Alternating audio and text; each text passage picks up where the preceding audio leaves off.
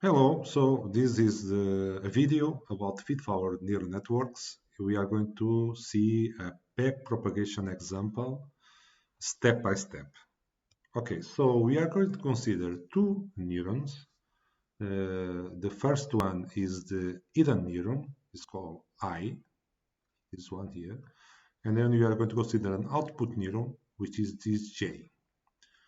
Okay, you already know that the input to the hidden is this XY. This omega y is the weight for the hidden neuron. Then we got the output of the hidden neuron, which is equal to the input to the output neuron. Omega y, j is the weight from the output neuron, and this oj is the output of the output neuron. So we can expand this representation using this form where you can see the gy is the sum function from the hidden layer network neuron, and gj is the sum function for the output neuron. So also we can see that the activation function, this s here and s, are both logistic functions or sigmoid functions. So we are going to use the values in this case are these ones. This example is an adaptation that you can check in this reference here. So we are going to use the input pattern is going to be 1, this xy is 1. Then the target value, as you can see here, the value that you want to achieve, t, you want to achieve t equals to 1, and the learning rate is 8. Also, the initial values for the weights is going to be both, they are 0. Okay, this is a didactic example. So the first thing to do is to propagate the pattern from the input, from the left, this one, to the right. So we are going to see the propagation of in this forward direction. Okay, so the input is 1, and okay, the first sum gy is equal to 1 times 0, so it is 0. Then we are going to evaluate the output of the neuron, the hidden neuron. The sigmoid for this value 0 is 0.5, and then this is going to be the same as the input to the next sum function j gj.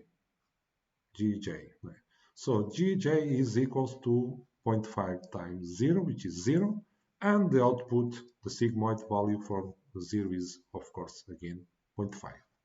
So this is the first propagation, and now we are going to see how to propagate in the back propagation, the backward direction. So the first thing that we need to do is to evaluate the derivative between the error and the output of the output neuron, which is this derivative here.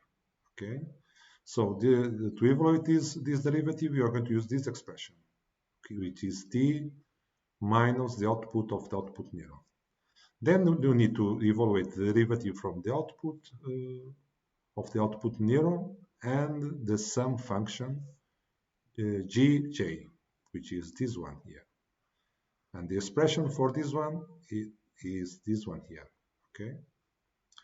Then we need to evaluate the derivative from this function to the output of the hidden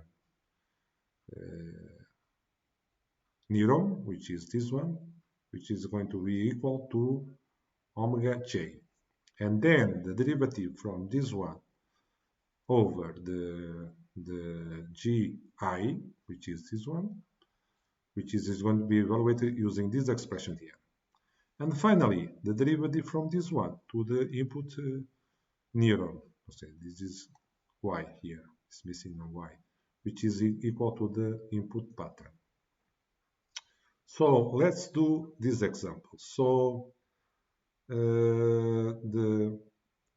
considering now that you have done the forward propagation, we have to do the back propagation. So we evaluate the delta J from the output neuron, which using this expression. So we need the target, the output of the neuron, which is 0.5, and the resulting value is this one 0.125.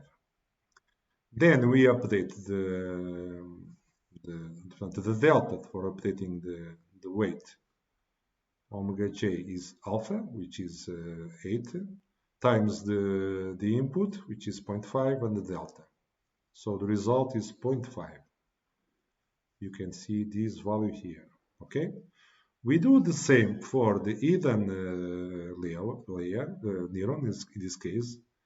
And okay, so we need the output of the neuron, and we need the omega j and delta j. So the delta for the hidden is 0. Of course, the increment in this case, if we multiply by alpha and the input is 0. So updating the weights, the first weight is going to be the same, 0, and the second one is going to change to 0.5. Okay, so these are the weights that you are going to use in the next iteration. So we move from iteration 1, we conclude iteration 1, and we move for iteration 2. Okay, now we are in iteration 2. And the weights now are these ones that will result from the previous iteration. So we do the same procedure. First, the forward propagation. So we begin evaluating the ky, and then the output of the hidden neuron, the second sum function, and the output, which is this one, 0.5622. So this value is closer to 1. So the error is decreasing. So this is working. So then we do the back propagation of the error, evaluating the delta y, which in this case results in this value. We did the same for the increment and for the hidden layer. And okay, so after we update, we can update the weights. So the first weight, the input, the omega y now is becoming 0.0172, and the omega j is going to result in this value. So these are the weights that you are going to use in the next iteration that you are going to see just a part. So we are going to use these new weights to do the forward propagation of the pattern from the input to the output. So we do this, and then we evaluate the output of the hidden neuron, this one, and then the sum of the output of the output neuron, and then the output of the network, in this case of this neuron. Okay, and so the value that you obtain, this value here, you can see that is closer to 1. Okay, so and so on and so on and so on. So we can repeat this for x more iterations, or n iterations more, and we can put this in the table. Maybe some of these values are not correct, I'm sorry, but the important thing here is this output, the output from the output neuron j. These are the values, and from these values we can evaluate the error. You can see here the error. So the error is equal to the target, which is 1 in this case, minus the output oj. Okay, so these are the samples representing the error. So this is the error. So the error in iteration 1 was 0.5. So in iteration 2 is less than 0.5, as you can see, and iteration 3 is decreasing, and so on. So it makes sense to, and the challenge for you is, why not pick up those expressions that I show you to do the forward propagation and the backward propagation, or the retro propagation, and do a program. Why not make a program to do these evaluations. And I'm going to show you. So if you do that and use a program, of course, for 5 iterations, in the error, you can see that is decreasing. And if you run it for another iteration, it decreases more. And if you run it for 1000 iterations, it decreases even more.